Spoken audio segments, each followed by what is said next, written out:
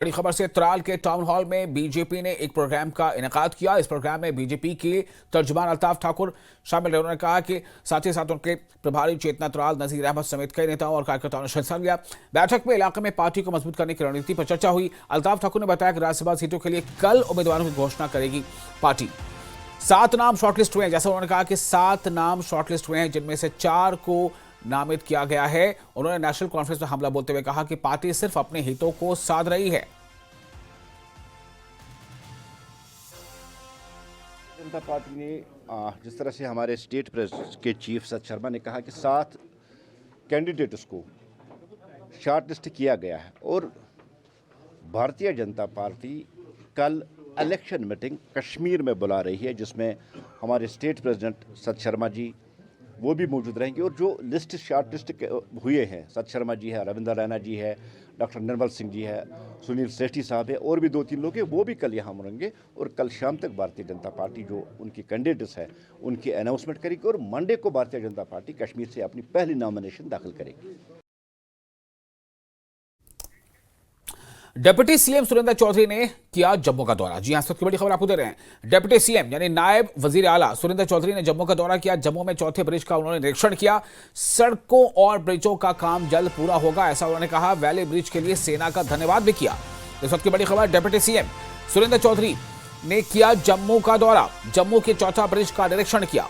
सड़कों और ब्रिजों यानी पुलों का काम जल्द पूरा होगा, ये उन्होंने इस मौके पर कहा है। जम्मू कश्मीर के नायब वजीर आला यानी डिप्टी सीएम, उन्होंने कहा कि वैली ब्रिज के लिए सेना का धन्यवाद देता हूं। लोग जो ट्रक आते थे वो गाड़ियां भी इधर आ जाती थी, तो मैं समझता हूँ काफ़ी तकलीफ आप लोगों को भी हो रही है और बाकी जो हमारी पब्लिक है उसको हो रही है। लेकिन बहुत जल्दी ये रोड जो आपका ये फोर्ट ब्रिज प्लस जो आपका पंचतीर्थी से जो सिदरा रोड जाती है, मैंने उसका भी टेंडर करा दिया है। बहुत जल्दी उसको भी हम डबल ट्रैफिक छोड़ेंगे। बट उसके लिए मैंने अपने इंजीनियर्स को भी कहा है, क्योंकि वो एक पहाड़ी पूरी है और उसके ऊपर हमारा पूरा शहर टिका हुआ है, वो पुरानी पहाड़ी है। मैंने इनको कहा है एक ऐसी डीपीआर बनाइए, चाहे वो बड़ा प्रोजेक्ट ही बने, उसके लिए हमें दिल्ली से पैसा लेना पड़े लेंगे, बट एक परमानेंट रेस्टोरेशन करें जिससे वो हमेशा रोड वो चलता रहे, क्योंकि वो भी बहुत इंपॉर्टेंट रोड है जो सिदरा टू पंचतीर्थी है। क्योंकि मैक्सिमम ट्रैफिक जो उस साइड का रूरल एरिया का या उधमपुर वगैरह या सिदरा वगैरह जितने भी गाँव उधर के हैं या टाउन्स हैं, वो उसी रोड से ट्रैफिक शहर में इंटर करता है। तो लिहाजा बहुत जल्दी इन दोनों जो ये आज हमारे जो प्रॉब्लम बनी हुई हैं, चाहे इस साइड से साउथ वाली साइड से चाहे नॉर्थ वाली साइड से, दोनों जो प्रॉब्लम सड़कों की और ब्रिज की है, बहुत जल्दी हम आपसे दूर कर देंगे। और जम्मू कश्मीर में जमीन के अधिकार को लेकर सियासत तेज हो गई है। पीडीपी प्रमुख महबूबा मुफ्ती के बयान पर नेशनल कॉन्फ्रेंस की प्रवक्ता इफ्रा जान ने पलटवार किया है। न्यूज 18 JKL से खास बातचीत में इफ्रा ने कहा कि नेशनल कॉन्फ्रेंस ने जमीन के हक को लेकर पहले ही कई कदम उठाए हैं। उन्होंने यह भी बताया कि पार्टी एक विधेयक लाने की तैयारी में है ताकि लोगों को जमीन पर पूर्ण अधिकार मिल सके। कि हमारे खिलाफ जो है इस टाइम 2 पॉलिटिकल पार्टियां जो हैं वो इकट्ठे मिलके कहीं ना कहीं सेम बात करके नेशनल कॉन्फ्रेंस को घेरने की कोशिश कर रही हैं। और दोनों पॉलिटिकल पार्टियां वो पार्टियां थी जिन्होंने 2014 में अलायंस करके जम्मू और कश्मीर को एक यूटी बनाया। एक थी पीडीपी और थी बीजेपी और उनके साथ थे सजाद लोन साहब। द रियलिटी इज कि it was actually PDP, PC, BJP alliance, 3 पार्टियों का अलायंस है और वही 3 आज फिर से मिलके नेशनल कॉन्फ्रेंस को घेर रही हैं। ये एक बहुत अच्छी ऑब्जर्वेशन आपने दिखाई दी है। पहले तो to be honest, National Conference does not want a lecture on this, क्योंकि नेशनल कॉन्फ्रेंस ने हमने ये करके दिखाया है। आप लोग तो सिर्फ बातें कर रहे हैं, नेशनल कॉन्फ्रेंस ने प्रैक्टिकली ये चीज़ की है। जहाँ तक दूसरी बात आती है इस बिल की कि अब जो स्टेट लैंड पे कुछ लोग हैं जिनको काफ़ी अरसा हो गया, उसके लिए ऑलरेडी एक स्कीम चल भी रही है। लेकिन उसके बावजूद अगर आप देखेंगे, हमारे जो चीफ स्पोक्स पर्सन है तनवीर सादिक साहब, he was the first one two already get in a bill, so it is already there in the process. Now these people are saying हमने भी लाई। तो क्या किया जा सकता है? और जहाँ तक उनकी बात है कि ये तो एक प्राइवेट मेंबर बिल है, भाई मुझे आप एक बात बताइए, क्या आपको लॉ डिपार्टमेंट की तरफ से कोई ऐसा जवाब आया है कि सरकार की तरफ से ऐसी कोई बिल नहीं आने वाली? तो वी हैव डन दिस, हमने इससे पहले भी किया है। हमने हम इंशाल्लाह उसके बाद भी किया है और आज भी इंशाल्लाह हम ये करेंगे। आप लोगों ने 2014 में जो किया आप वही करते रहेंगे। और राज्यसभा चुनाव से पहले जम्मू कश्मीर की राजनीति गरमाई हुई है। न्यूज 18 JKLA से खास बातचीत में पीडीपी प्रवक्ता मोहित भान ने ऐलान किया है कि पार्टी बीजेपी के खिलाफ वोट डालेगी। विधानसभा उपचुनाव को लेकर उन्होंने बताया कि उम्मीदवारों के नाम अब तक तय नहीं हुए हैं। वहीं नेशनल कॉन्फ्रेंस पर निशाना साधते हुए उन्होंने कहा कि पार्टी आवाम की उम्मीदों पर खरी नहीं उतरी है। मोहित भान ने चुनौती देते हुए कहा कि अगर नेशनल कॉन्फ्रेंस जमीन की हुकूक यानी भूमि अधिकार या आवाम से जुड़े किसी मुद्दे पर विधेयक लाती है, बिल कोई पेश करती है, तो पीडीपी असेंबली में उसकी हिमायत करेगी। बिल तो ऑलरेडी लाइव है पिछले सेशन का वहां पे। अगर उनका गर्ज ये है कि लोगों के मुश्किलों का हल करना है तो बिल तो ऑलरेडी लाइव है, आप उसको अडॉप्ट कर लीजिए और उसको डिस्कशन के लिए आप टेबल कर दीजिए असेंबली में, कोई रुकावट नहीं है। चलिए फिर आप ये बोल दीजिए कि चलिए ये बिल हमें पसंद नहीं है, ये बिल हम खुद ले आएंगे। आप ये बोल दीजिए कि जी इस बिल के अंदर जो बातें हैं जो हमने ली हैं वो हमने डिस्कशन में कंसिडरेशन में रखी है, लेकिन बिल सरकार लाएगी, हम उनको सपोर्ट करने के लिए तैयार है। लोगों का मसला तो हल कीजिए, आप लोगों को कम से कम कोई राहत तो दीजिए। हमारे को उसके अंदर कोई परहेज नहीं। आपने कल महबूबा जी के बयान में सुना, उन्होंने कहीं किसी चीज़ से परहेज नहीं किया। उन्होंने ये नहीं बोला कि हमारे ये कि सिर्फ हमारा ही बिल आना चाहिए या हमारे ही नाम से बिल आना चाहिए। सरकार बिल ले आए, लेकिन जो अहम मसले उसके अंदर हैं वो सरकार के बिल के अंदर होने चाहिए। वो नेशनल कॉन्फ्रेंस की कोई भी उनका MLA लेकर आए उसके अंदर वो मसले मेंशन होने चाहिए। हमने रेजोल्यूशन लाया आर्टिकल 370-35 से, फिर सरकार ने भी लाया जिसके अंदर 370-35 का नाम। अगर ऐसे ही किस्म का बिल उनको लाना है तो उसके लिए हम उनके साथ नहीं हैं, लेकिन अगर जेन्युइनली वो लोगों का मसला हल करना चाहते हैं तो वो इस बिल के भी जो पॉइंट्स है वो कंसिडरेशन में ले लें, हमारे MLA साहिबान से डिस्कशन कर लें, हम उनको भरपूर सपोर्ट देने के लिए तैयार हैं उसके ऊपर। तो नेशनल कॉन्फ्रेंस ने राज्यसभा पोल्स को लेकर 3 मेंबर्स को अनाउंस किया है। एक में तजब्जुब जो है वो बरकरार है और ऐसा बताया जा रहा है कि कांग्रेस के बीच और NC के बीच जो है बातचीत चल रही है उस बिल को लेकर। तो ऐसे में पीडीपी का क्या रोल रहेगा और किस तरह से आप इस पर रिएक्ट करें? जी देखिए, हमारा तो रोल राज्यसभा के हवाले से बड़ा महदूद है, बड़ा लिमिटेड है। हमारे पास सिर्फ 3 MLAs हैं। अहम भी साबित हो सकता है हाँ, अगर हम बिल्कुल, अहम साबित। हाँ, हमने इसके ऊपर जो हमारी पार्टी की पॉलिटिकल अफेयर्स कमेटी है वो बैठ के उसके ऊपर फैसला लेगी। लेकिन एक चीज़ की तो बड़ी क्लैरिटी है कि हमारा जो वोट है वो बीजेपी या कोई भी डिविसिव जो फोर्स है, जो तोड़ने की ताकत, जो माशरे के अंदर तोड़ फोड़ करने की कुव्वत रखते हैं, उसके साथ हमारा वोट नहीं है। बहरहाल उन्होंने 3 सीटों के ऊपर जो कैंडिडेट अनाउंस किए, मैं समझता हूं कि अगर इंडिया अलायंस मौजूद था तो 1 सीट वहाँ पे दे सकते थे। वो 4थी सीट तक उनको रखने की ज़रूरत नहीं थी। 1 सीट अलायंस पार्टनर को दी जा सकती थी। PAGD के साथ भी यही हुआ, सीटों के जोल मोल के अंदर PAGD को तोड़ा गया। आज कहीं ना कहीं इंडिया अलायंस के ऊपर क्वेश्चन मार्क खड़ा किया है। मैं समझता हूँ कि 1 सीट कांग्रेस को देने से कोई बहुत ज़्यादा नुकसान नहीं होता। वो इंडिया अलायंस के पार्टनर हैं। राहुल गांधी साहब ने कश्मीर में दौरा किया, या जो देश के अंदर आज हालात बने हुए हैं वो भरपूर तरीके से उसको लड़ रहे हैं। तो मैं समझता हूँ उनको सपोर्ट करने के लिए और उनके साथ खड़े रहने के लिए 1 सीट कांग्रेस को देने में कोई एतराज़। और DPAP के चीफ और जम्मू कश्मीर के साबिक वज़ीर आला गुलाम नबी आज़ाद जम्मू के 1 दिवसीय दौरे पर पहुंचे, जहां उन्होंने एयरपोर्ट से सीधा पार्टी नेता सुनीता अरोड़ा के घर गए। उन्होंने उनके पति की मौत पर शोक जताया। आज़ाद ने उनके परिवार के साथ तकरीबन 1 घंटे बिताए। वहीं शाम को वो पार्टी नेताओं से मुलाकात करेंगे और जम्मू कश्मीर की मौजूदा राजनीतिक हालात की समीक्षा भी करेंगे। ऐसा ये प्रोग्राम था।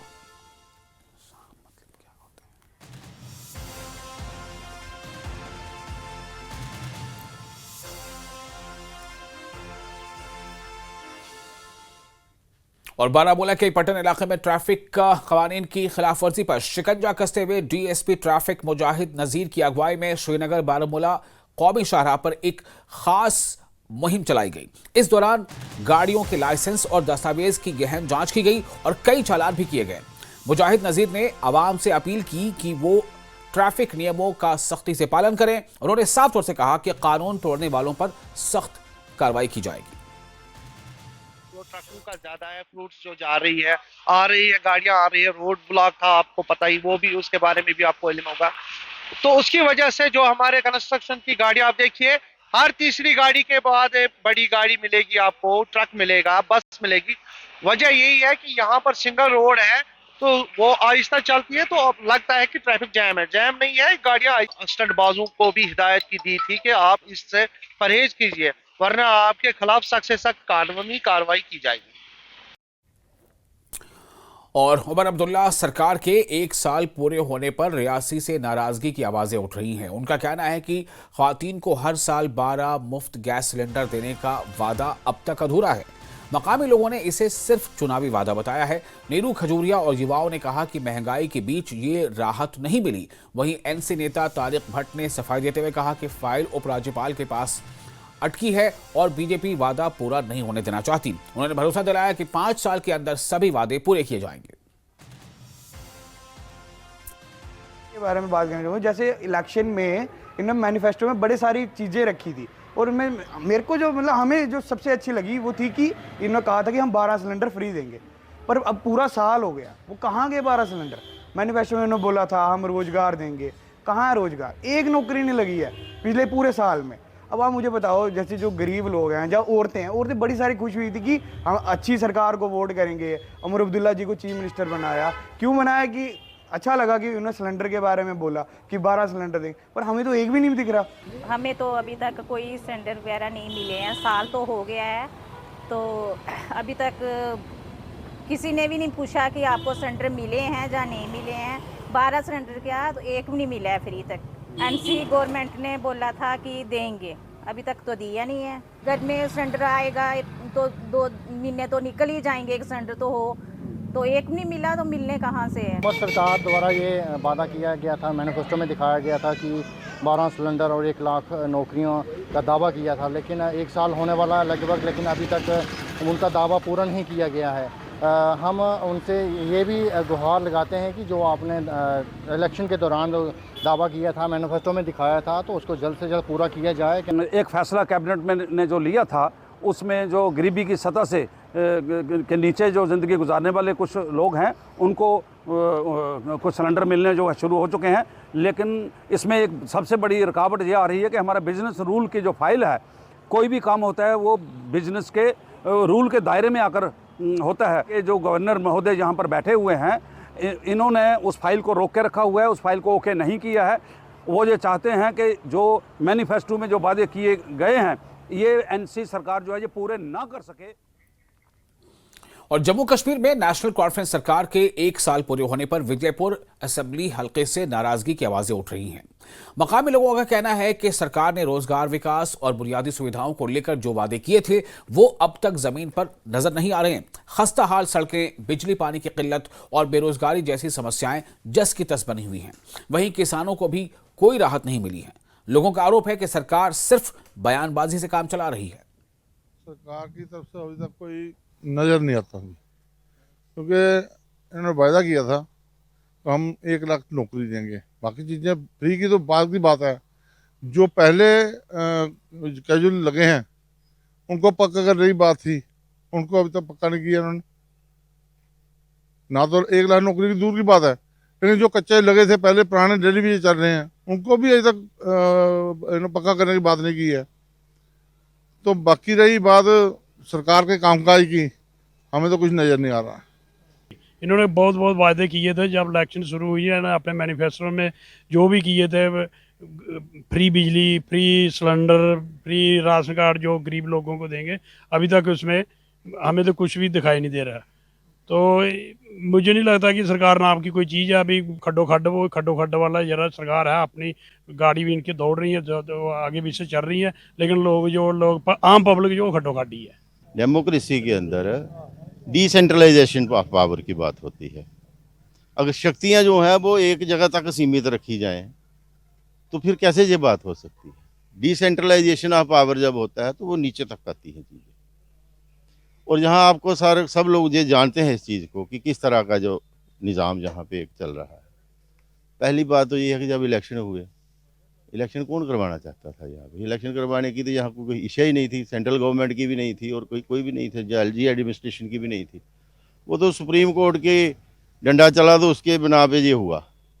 देखिए, जो मैनिफेस्टो एनसी गवर्नमेंट ने बनाया था उसमें साफ तौर पर वहाँ पे ये लिखा गया था कि उन्होंने खुद बोला था कि जैसे ही मेरी सरकार आएगी, जैसे ही मैं चीफ मिनिस्टर आऊँगा तो सबसे पहले जो दिल्ली विज़न है मैं उनको पक्का करूँगा। ये एक बहुत बड़ा जुमला जो है वो उन्होंने दिया था, वहाँ पे ये फेल हो गए। उसके बाद उन्होंने दूसरा स्टेप लिया था कि जो स्मार्ट मीटर लगे हैं, जैसे ही मैं यहाँ पे चीफ मिनिस्टर बनूंगा तो सबसे पहले जो स्मार्ट मीटर हैं वो मैं तवी वाली जो हमारी तवी नदी है उसमें फेंकूँगा। तो वहाँ पे उन्होंने कुछ नहीं किया। और सबसे बड़ी बात यह है कि जो हमारी सरकार है इस समय एनसी सरकार है, ये पूरी तरह से फेल हो चुकी है, क्योंकि आपने जो जुमले दिए वो आपसे नहीं हो पाए। और राजौरी के कृषि विज्ञान केंद्र में प्रधानमंत्री धन धान्य कृषि योजना और अन्य योजनाओं के शुभारंभ पर विशेष कार्यक्रम आयोजित किया गया। इस मौके पर जिले भर से सैकड़ों किसान जुटे। कार्यक्रम में केवीके के वरिष्ठ वैज्ञानिकों ने भी भाग लिया। प्रधानमंत्री ने किसानों की आय दोगुनी करने और टिकाऊ कृषि को बढ़ावा देने पर जोर दिया। किसानों ने योजना का इस्तेमाल करते हुए इसे फायदेमंद बताया और प्रधानमंत्री का आभार जताया। जो नई स्कीमें लॉन्च की हैं उससे भी हमें बहुत फ़ायदा मिलने वाला है, और जो पहले उनने स्कीमें लॉन्च की हुई थी उससे भी हमने बहुत फ़ायदा लिया है। इसलिए हम माननीय प्रधानमंत्री जी का तहे दिल से शुक्रगुजार करते हैं। खासतौर पर जो सब्सिडी पर उनको मशीनें उपलब्ध हो रही हैं, हाई डेंसिटी ऑर्चर्ड्स उपलब्ध हो रहे हैं, इन सब चीज़ों का किसान हमारे जो है वो फ़ायदा ले रहे हैं। और इसका खासतौर पर सबसे बड़ा फ़ायदा यह है कि जो भी बेनिफिट है, जो भी इसका लाभ है, सीधा लाभार्थी जो हमारे किसान हैं उनके खाते में जाता है। और फिलहाल एक छोटा सा ब्रेक लेते हैं। ब्रेक के बाद खबरों का सिलसिला जारी रहेगा। आप बने रहे न्यूज़ 18 के साथ। मैं हूं विशाल।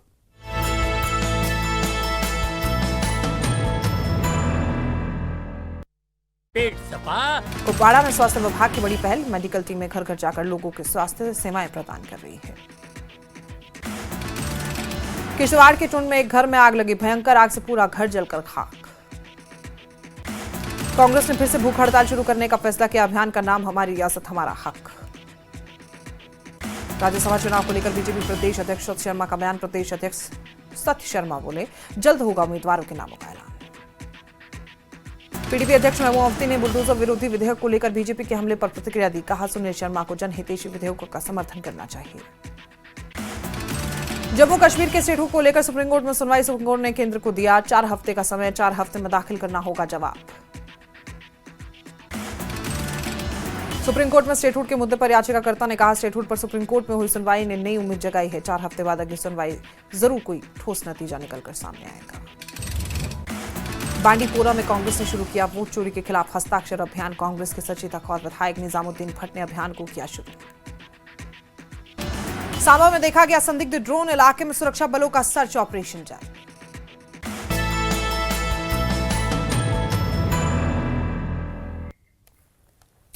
ब्रेक के बाद एक बार फिर आपका इस्तकबाल है। जम्मू कश्मीर पीपल्स जस्टिस फ्रंट के चेयरमैन और राजनीतिक नेता आगा सैयद अब्बास रिजवी नगरोटा बाई इलेक्शन में राष्ट्रीय लोकतांत्रिक पार्टी के टिकट पर मैदान में उतरेंगे। पार्टी ने इस बारे में औपचारिक नोटिस जारी कर दिया है।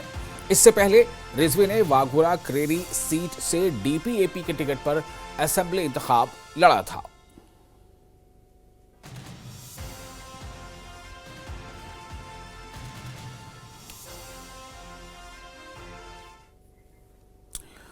और पुंछ के नाखा वाली सड़क किनारे एक नाली में युवक का एक शव मिलने से इलाके में सनसनी फैल गई है। शव की पहचान मुनीर हुसैन के रूप में हुई है। पुलिस ने शव को स्वास्थ्य विभाग की मदद से राजा सुखदेव सिंह जिला अस्पताल पहुंचाया, जहां डॉक्टरों ने उसे मृत घोषित कर दिया। अस्पताल प्रशासन ने बताया कि परिजनों के आने के बाद शव का पोस्टमार्टम किया जाएगा। वहीं मौत के कारणों का खुलासा पोस्टमार्टम रिपोर्ट के बाद ही होगा। फिलहाल पुलिस ने मामला दर्ज कर जाँच शुरू कर दी है। एक जो है हमें जो है डेड बॉडी नाखा वाली रोड से हमें मिली है, तो उसका जिसकी पहचान हुई है मुनीर हुसैन साना मोहम्मद हुसैन आर.ओ. सिबलोरन की। तो ये कोई जो है वहाँ से हमारे डिस्ट्रिक्ट हॉस्पिटल पुंछ के अंदर हमने जो है एम्बुलेंस के थ्रू जो है पुलिस की पार्टी के हमरा जो है हमें शिफ्ट करवाई है यहाँ पे पोस्टमार्टम के लिए। तो अभी इसके जो मालिक जो हैं वो आ रहे हैं, तो जब वो आएंगे हम उस डेड बॉडी का पोस्टमार्टम करके उन मालिकों को जो है हवाले करेंगे।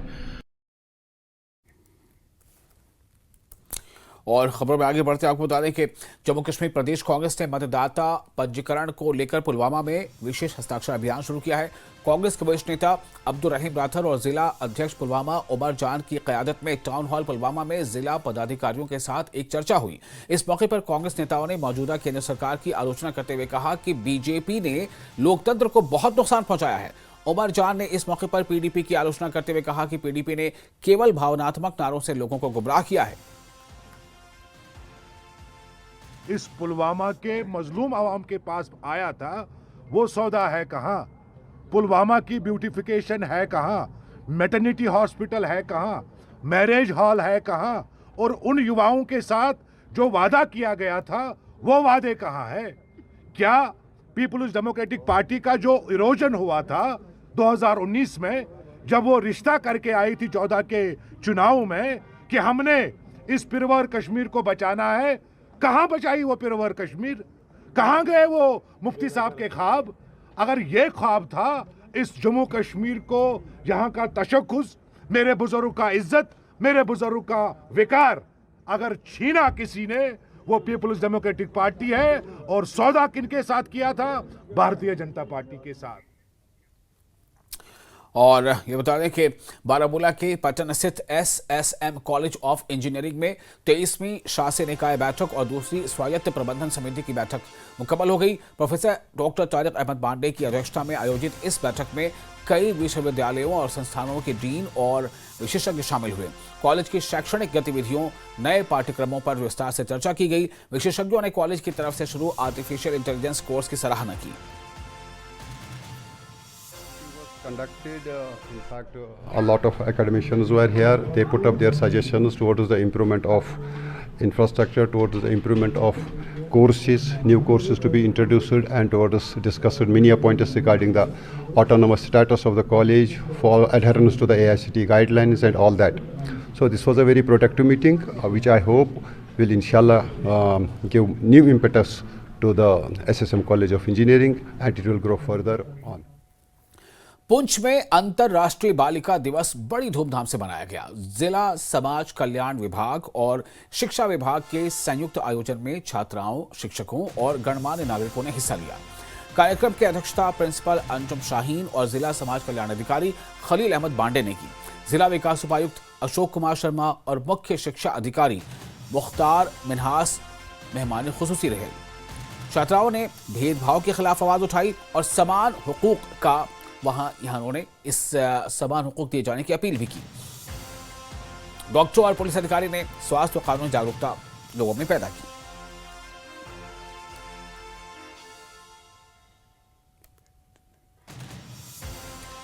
और दराज पहाड़ी इलाकों में भारतीय सेना ने आयुष विभाग और पशुपालन विभाग की मदद से बनिहाल में चिकित्सा एवं पशु चिकित्सा शिविर यानी मेडिकल कैंप, साथ साथ एनिमल केयर कैंप भी उसका आयोजन किया। इस कैंप में तकरीबन 700 लोगों और 112 जानवरों का इलाज किया गया। सेना और शोबा सेहत की ज्वाइंट टीम ने मकामी लोगों को मुफ्त दवाइयां भी दी और सलाह के साथ साथ सेहत को लेकर के बेदारी मुहिम चलाई। सेना के तर्जुमान ने बताया कि यह पहला सेवा परमो धर्म की भावना से यह पहल की गई है। शुक्रगुजार है कि बर्फबारी से पहले यहाँ पे कैंप लगा और लोग आए, यहाँ पे दवाइयाँ ली और भेड़ों के लिए ली, डंगरों के लिए ली, इंसानों के लिए दी यहाँ पे। तो इसका हम शुक्रगुजार है आर्मी का, और आपका भी हम शुक्रगुजार है जो आप इधर आए। फ़ायदा है लोगों को, क्योंकि मुफ्त दवाइयाँ मिल रही है। इस वक्त लोगों को परेशानी थी, दर्द थी, तकलीफ़ थी, तो डॉक्टर साहब बैठे हैं यहाँ पे, दवाई दे रहे हैं। मैं भी इधर इस साल का रहने वाला हूँ कि आज के सुना मैंने सुबह ही के यहाँ पर हमारे इंडियन आर्मी कैंप लगा रहे हैं, तो फ्री मेडिसिन यहाँ पर मिल रही है हमें। तो इसका इंडियन आर्मी का हम बहुत शुक्रगुजार है कि यहाँ पे हमने इन्हें कैंप लगाया सुबह ही, तो काफ़ी लोग यहाँ पे आ रहे हैं। इस वक्त भी काफ़ी भीड़ है यहाँ पे। आज यहाँ पे जो एक इंडियन आर्मी की तरफ से एक कैंप ऑर्गेनाइज़ किया गया, तो इसमें आयुष का भी एक स्टॉल था, तो हमने भी इसमें ओपीडी अपना देखा, जिसमें कॉमन जैसे आज डिजीज़ है, रेस्पिरेटरी ट्रैक इन्फेक्शन वगैरह है, तो इसमें हमने कॉमन पीपल्स के लिए दवाई रखी थी, मेडिसिन रखी थी, और फीवर वगैरह आजकल जॉइंट पेन वगैरह जो है उसके लिए हमने जो मेडिसिन रखी थी वो हमने लोगों और डीपीएपी के प्रमुख और पूर्व मुख्यमंत्री गुलाम नबी आजाद ने साफ किया है कि उनकी पार्टी नगरोटा और बडगाम सीटों पर होने वाली असेंबली ज़िमनी इंतखाब में अपने उम्मीदवार नहीं उतारेगी। उन्होंने कहा कि इन इलाकों में पार्टी का आधार मजबूत नहीं है, इसलिए वो चुनाव से दूर रहने का फैसला उन्होंने किया है। इसके साथ ही आज़ाद ने राज्य का दर्जा बहाल करने, एलजी और सीएम के बीच बेहतर कोऑर्डिनेशन और सैलाब मुतासरीन के लिए मरकजी हुकूमत से खास माली पैकेज की मांग दोहराई। मेरे साथ इस वक्त है गुलाम नबी आज़ाद, ये former chief minister Jammu and Kashmir और चीफ डीपीएपी। न्यूज़ 18 से बात करने के लिए धन्यवाद। सबसे पहला सवाल तो ये है कि जो अब असेंबली के इलेक्शंस हो रहे हैं बाईपोल्स के 2, डीपीएपी का क्या प्लान रहेगा? क्या आप लड़ेंगे या क्या? नहीं, हम बिल्कुल नहीं लड़ेंगे। ये 2 बाई इलेक्शंस हैं जिन्होंने जीता है और जो नंबर 2 हैं उनके बीच में लड़ाई है। हम क्यों बीच में जाएंगे इसमें? जम्मू वाली बीजेपी ने जीता है, नंबर 2 शायद एनसी रही है। कश्मीर एनसी ने जीता है, नंबर 2, 3 कौन रहा है, उनके बीच में लड़ाई होगी। तो हमारे लड़ने का कोई सवाल ही पैदा नहीं होने। 1 साल कंप्लीट हो रहा है उम्र सरकार को 16 तारीख को। आप इस सरकार को क्या समझते हैं? क्योंकि 1 साल कंप्लीट हो रहा है। आपसे जब मैंने पहले बात की थी, आपने ये कहा था कि अभी 1 साल होने दो, मैं बात करूंगा। तो अभी क्या सोचते हैं? अब देखिए, ये उस पॉलिटिकल पार्टी को हो अगले 4 साल के बाद उनको इलेक्शन लड़ना है, वो कितना काम करेंगे उस पर निर्भर है उस पार्टी का फ्यूचर। और जो पब्लिक परसेप्शन है या पब्लिक में बताया जाता है कि 2 पॉलिटिकल पार्टीज के बीच में लड़ाई है, तो मैं दोनों से रियासत के हित में, स्टेट के हित में दोनों से निवेदन करूंगा कि वो आपस में सुलह करें और दोनों मिलकर सरकार चलाएं। सेंटर का भी रोल है और स्टेट का अपना रोल है, दोनों का रोल है। मैं ये नहीं कह सकता कि एक ही सिर्फ स्टेट गवर्नमेंट का रोल है या गवर्नमेंट ऑफ इंडिया का रोल है। गवर्नमेंट ऑफ इंडिया ने फंड्स प्रोवाइड कर दिए हैं, सेंटर स्कीम्स प्रोवाइड कर दिए हैं, और हमारे पास इतने स्टेट में रिसोर्सेज नहीं हैं कि हम अपने रिसोर्सेज से सड़कें भी बनाएं, अस्पताल भी बनाएं, इरिगेशन प्रोजेक्ट्स भी बनाएं, बिजली भी पैदा करें या इतनी बड़ी बड़ी सड़कें बनाएं। तो हमें एक दूसरे पर डिपेंडेंट रहना भी पड़ेगा और हमेशा रहते आए हैं। तो इसमें दोनों के हित में, सेंट्रल गवर्नमेंट ऑफ इंडिया के हित में भी और स्टेट गवर्नमेंट ऑफ इंडिया के हित में भी और यहाँ के लोगों के हित में भी यही है कि आपस में ये इकट्ठे बैठें और अगर कुछ मसले हैं बीच में उनको ठीक करें और लोगों को फायदा पहुंचे। स्टेटहुड भी अटका हुआ है। स्टेटहुड तो बिल्कुल आप डिमांड करते हैं कि जल्द से? वो तो आज क्या, पार्लियामेंट हमने हिला दी थी, तब से डिमांड करते हैं, आज 5 साल से डिमांड करते हैं। न्यूज़ 18 से बात करने के लिए शुक्रिया। कैमरामैन चांद के साथ में समीर भट्ट, न्यूज़ 18 जम्मू।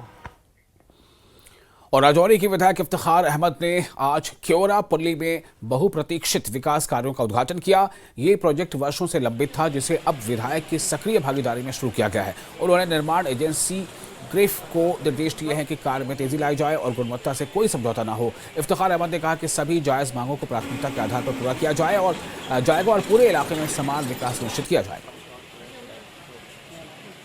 से यहाँ जब भी फ्लड आया, लोगों के घरों में पानी गया, लोगों का नुकसान हुआ, और उसी फ्लड में मैं यहाँ उस बारिश में आया था। मैंने लोगों का नुकसान खुद अपनी आंखों से देखा और मैंने उनसे वादा किया था कि इसको मैं जल्द कंप्लीट करवाऊंगा और 1 महीने के अंदर हम इसका काम स्टार्ट करवाएंगे। उसके बाद मैंने बीआरओ की जो ग्रीफ डिपार्टमेंट की मीटिंग ली डाक बंगलों के अंदर, इनसे हमने डेडलाइन फिक्स की, उस पर हमने प्रॉपर यहाँ पूरा किया है। मैं लोगों को मुबारकबाद पेश करना चाहता हूँ। इसमें कोई दो राय नहीं कि यहाँ नुकसान हुआ, हमारे नौजवान यहाँ उन्होंने जान गंवाई, लोगों का नुकसान हुआ। और पापुर के लेतापुरा में केसर एवं मेवा एसोसिएशन के नवनिर्वाचित पदाधिकारियों के लिए समारोह आयोजित किया गया। अध्यक्ष आशिक हुसैन बट और महासचिव रऊफ बशीर मागरे ने पद की शपथ ली। इस मौके पर तहसीलदार आसिफ अहमद मलिक, पूर्व कृषि निदेशक चौधरी मोहम्मद इकबाल, डीएसपी राजा मजीद, कमांडेंट BR मीणा सहित कई प्रमुख लोग और केसर मेवा उद्योग से जुड़े व्यापारी मौजूद रहे। समारोह में उद्योग को बढ़ावा देने और संबंधित समस्याओं के समाधान पर जोर दिया गया। वो हम बखूबी निभाएंगे और कई मसलात भी थे, कई मुश्किलात भी थे, तो इंशाल्लाह वो हम आराम से सॉल्व करें। हजरात इस मार्केट में है, दुकानदार हजरात, उनके जितने भी मसाइल होंगे उनको हम इंशाल्लाह ट्रांसपेरेंसी के साथ पेश करेंगे, काम अंजाम देंगे। उसके अलावा जितने भी हमको डिपार्टमेंट के साथ कोई भी प्रॉब्लम होती है उसको हम ठीक से करेंगे। जितने भी हमारे मसले हैं, प्रॉब्लम्स है सैफरॉन को लेके, ड्राई फ्रूट को लेके, उसको हम इंशाल्लाह आपकी मदद से इसको ठीक करेंगे। और